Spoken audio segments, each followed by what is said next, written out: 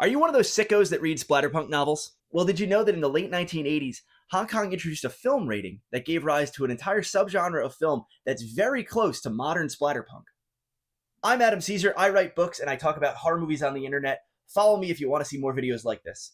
This is 1993's The Untold Story, also known as The Eight Immortals Restaurant: The Untold Story. And this is one of the most famous films to carry the Category 3 rating, which is technically a film rating that sometimes gets conflated and talked about as if it is a film genre in and of itself. Now, in 1988, to deal with the import of a couple of movies that were not Hong Kong movies, but that didn't really fit into the Hong Kong rating system as it existed, they had to introduce Category 3, which is a more severe rating. No one under 18 permitted into the theater, very much analogous to the NC-17 rating that the MPAA has in the United States. And once those movies were given this Category 3 rating, that rating opened up to Hong Kong filmmakers, and it kind of opened the floodgates, and filmmakers started making movies that were full of sex or violence, and most times sex and violence. Now, I feel like when you start a movie review talking about splatterpunk books, that's kind of a trigger warning in and of itself, but this is a movie that is very, very much not for everyone. Incredibly extreme, incredibly disturbing, but also, and like a lot of Category 3 films, weirdly funny and full of a lot of comic relief, which is what I think puts it kind of close to the modern American splatterpunk genre, which is always a little bit different than extreme horror, because I feel like splatterpunk is the idea that it goes so over the top that you really hit that punk element in there. The Untold Story starts with a prologue where our protagonist kills somebody in Hong Kong and has to flee to Macau to start a new life. And we kind of pick up in the middle of the story where he's managing this restaurant. He's serving dim sum to people. They really like his pork buns. He's looking for help because he can't find good help these days. And he hires a guy who watches him cheat at mahjong.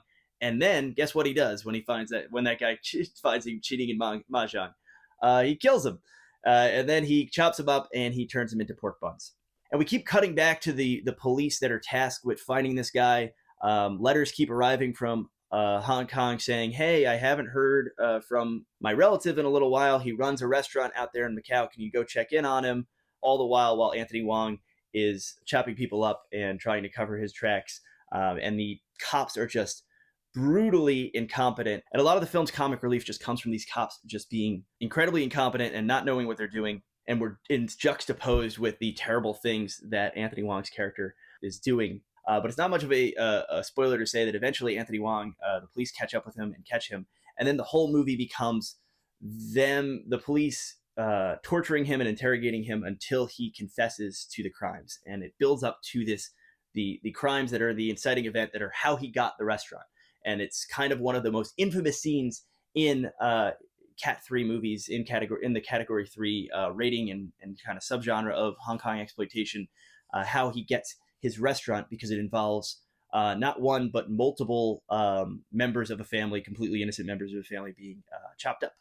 And it's really disturbing and really gross, but does give you a taste of the wider genre and the kind of over-the-top gore and depravity that becomes emblematic of Category 3 films. Now, this isn't my favorite Category 3 movie. This isn't, I think, even the kind of most gonzo or ballistic example of the genre, but I think it's a really good one to start with because it's pretty early in the cycle. And Unearthed Films, through their Unearthed Classic lines, released this on Blu-ray, and it comes with a really long, like a whole feature-length documentary about Category 3 and the history of it, and it surveys like a lot of the bigger films and has a lot of experts talking about it and actors who starred in these movies. It's a really, really good documentary. It's called Category 3: The Untold Story of Hong Kong Exploitation Cinema. And it's kind of worth the price of admission here alone. So you get the Untold Story and you get that documentary that gives you a lot of context for these movies and what they were up to and how the genre has persisted but also changed after 1997 and the handover to mainland China and all this different kind of political and economic ramifications of making these movies and how you can make these movies and can you export them anymore and things like that. It's very, very interesting. And if you're a fan of extreme movies, or if you're a fan of, like I said, the splatterpunk literary genre, I think you should try it. Everyone else, every other sane person or sensitive person should not. None of you should.